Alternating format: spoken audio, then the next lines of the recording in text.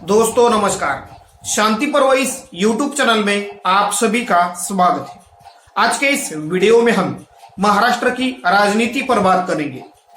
माढ़ा Lok Sabha seat पर BJP को हार का डर सता रहा है। इस विषय पर विश्लेषण करेंगे। वीडियो को लाइक, शेयर और चैनल को सब्सक्राइब करना मत भूलिए। महाराष्ट्र लोकसभा चुनावों को लेकर बीजेपी ने अपने पहले 20 उम्मीदवारों की सूची जारी की।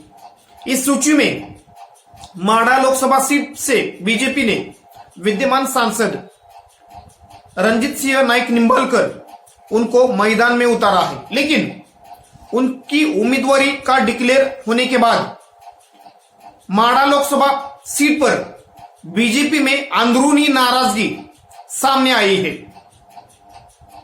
बीजेपी के कद्दावर नेता विजय सिंह मोहिते पाटिल और उनके समर्थक गुट ने यानी मोहिते पाटिल गुट ने एक तरीके से नाराजगी जताई है। यानी विद्यमान सांसद रणजीत सिंह नाईक निंबाळकर इनको बीजेपी ने माढ़ा से मैदान में जरूर उतारा है, लेकिन माढ़ा लोकसभा सीट से मोहिते पाटिल गुट की तरफ से विजय सिंह मोहिते पाटिल जी के भतीजे धैर्यशील मोहिते पाटिल भी उम्मीदवारी के लिए इच्छुक थे, या उन्होंने बीजेपी के महाराष्ट्र के बड़े नेताओं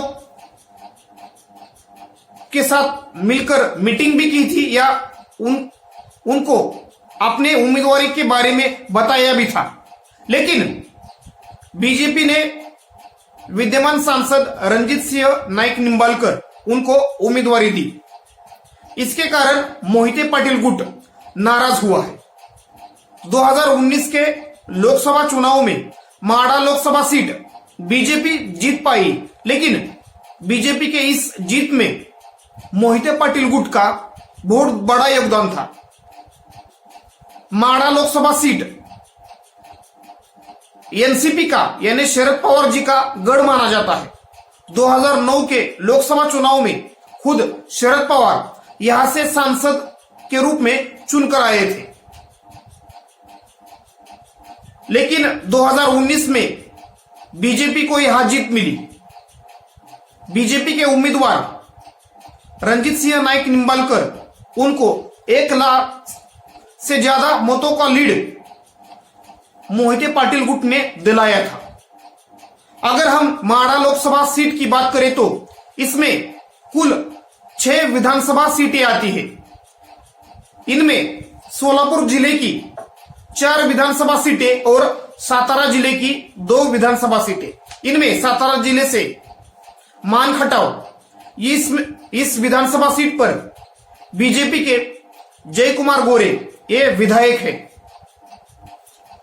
फलटण कोरेगांव इस विधानसभा सीट पर दीपक चौहान ये अजित पवार गुट के विधायक हैं।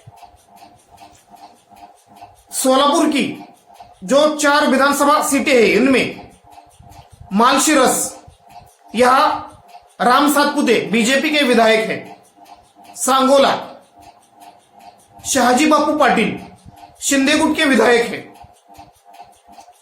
माढ़ा बबनदादा शिंदे ये अजित पवार गुट के विधायक हैं। और करमाला यहां पे संजय मामा शिंदे अजित पवार गुट के विधायक हैं। इन विधायकों में लगभग 5 विधायकों का समर्थन विद्यमान सांसद रणजीत सिंह नाईक निंबाळकर उनके पक्ष में है। लेकिन माढ़ा लोकसभा सीट पर खुद मोहिते पाटिल गुट का एक जबरदस्त प्रभाव रहा है। मोहिते पाटिल गुट के प्रमुख नेता विजय सिंह मोहिते पाटिल महाराष्ट्र की राजनीति में कद्दावर नेता माने जाते हैं। डिप्टी चीफ मिनिस्टर तक उनका राजनीति में एक तरीके से यानी डिप्टी चीफ मिनिस्टर के पद तक उन्होंने अपना राजनीतिक जीवन में सफलता पाई है। और सोलापुर जिले के पालक मंत्री के रूप में उन्होंने लगभग 20 साल काम किया है। यानी महाराष्ट्र सरकार में विविध पदों पर यानी विविध कैबिनेट मंत्री पदों पर उन्होंने काम किया है। यानी एक तरीके से विजय सिंह मोहिते पाटिल और उनका गुट इस माडा लोकसभा सीट पर अपना दबदबा और प्रभाव रखता है। उनको नजरअंदाज करना इस सीट पर बीजेपी को भारी पड़ सकता है।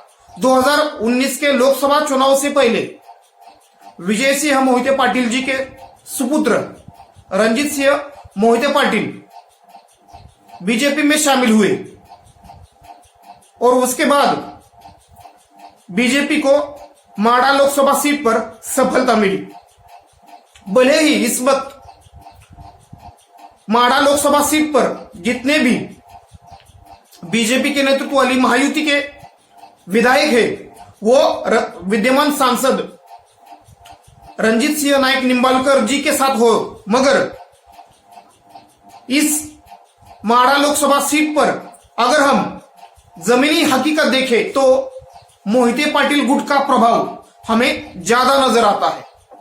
दूसरी तरफ विद्यमान सांसद रणजीत सिंह नाइक निंबालकर जिस विधानसभा क्षेत्र से आते हैं फलटण कोरेगांव, वहां इस वक्त दीपक चौहान ये विधायक है और वो अजित पवार गुट के विधायक माने जाते हैं। लेकिन विधान परिषद के पूर्व सभापति रामराजे नाईक निंबाळकर इनके समर्थक दीपक चौहान जी को माना जाता है।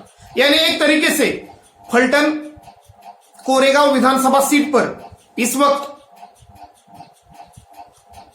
विधान परिषद के पूर्व सभापति रामराजे नाईक निंबाळकर जी का दबदबा है और उन्होंने विद्यमान सांसद रणजीत सिंह नाईक निंबाळकर जी के उम्मीदवारी को एक तरीके से विरोध किया है।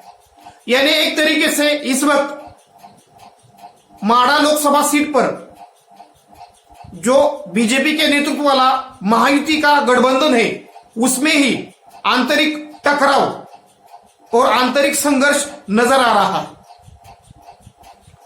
मोहिते पाटिल गुट की तरफ से धैर्यशील मोहिते पाटिल उम्मीदवारी के लिए इच्छुक है, यानी उनको उम्मीदवारी लेनी चाहिए ऐसी मांग मोहिते पाटिल समर्थकों ने की है।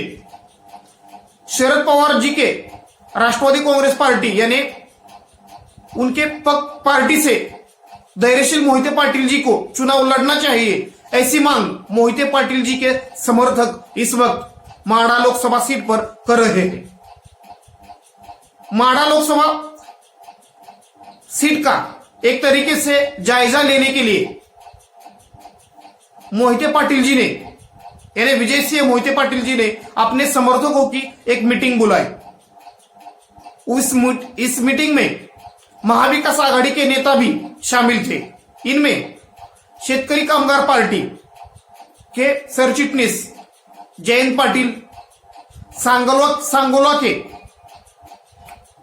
महाविकास आघाड़ी के नेता डॉक्टर अनिकेत देशमुख, बाबा साहेब देशमुख, ये नेता भी इस मीटिंग में शामिल थे।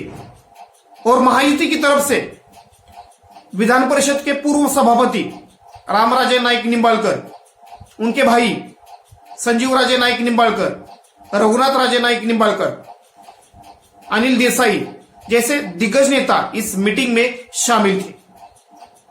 यानी एक तरीके से इस वक्त माडा लोकसभा सीट पर बीजेपी में ही टकराव की स्थिति नजर आ रही है। अगर बीजेपी जल्द से जल्द माडा लोकसभा सीट पर जो नाराजगी या अंतरिम घमासान जो बीजेपी में मच रहा है या महायुति में चल रहा है उसे दूर किया गया नहीं तो आने वाले चुनाव में बीजेपी को या बीजेपी के उम्मीदवार को हार का सामना करना पड़ सकता है, क्योंकि मोहिते गुट की ताकत इस माडा लोकसभा सीट पर निर्णायक है। पिछले 3 लोकसभा चुनाव में जो भी उम्मीदवार चुनकर आया है उस उम्मीदवार को चुनकर लाने में विजय सिंह मोहिते पाटिल और उनके समर्थकों की भूमिका महत्वपूर्ण रही है। अगर इस बार मोहिते पाटिल गुट की ताकत को बीजेपी नजरअंदाज करती है तो माड़ा लोकसभा सीट बीजेपी को खोनी पड़ सकती है। यानी एक तरीके से बीजेपी को इस सीट से हाथ धोना पड़ सकता है। यानी इस वक्त माड़ा लोकसभा सीट पर बीजेपी हार के कगार पर नजर आ रही है। इस माड़ा लोकसभा सीट पर एनसीपी के पास यानी शरद पवार जी के नेतृत्व वाली एनसीपी के पास कोई कद्दावर उम्मीदवार नहीं है। अगर धैर्यशील मोहिते पाटिल शरद पवार गुट में शामिल होकर उनके पार्टी की तरफ से चुनाव लड़ते हैं तो एक तरीके से माड़ा लोकसभा सीट पर फिर से एक बार शरद पवार जी का कब्जा हो जाएगा। यानी एक तरीके से अपने गढ़ को वो पुनः हासिल कर पाएंगे। यानी इस वक्त महाराष्ट्र में और खासतौर पर पश्चिम महाराष्ट्र में बीजेपी अपने राजनीतिक दाव को लेकर कंफ्यूजन में नजर आ रही है।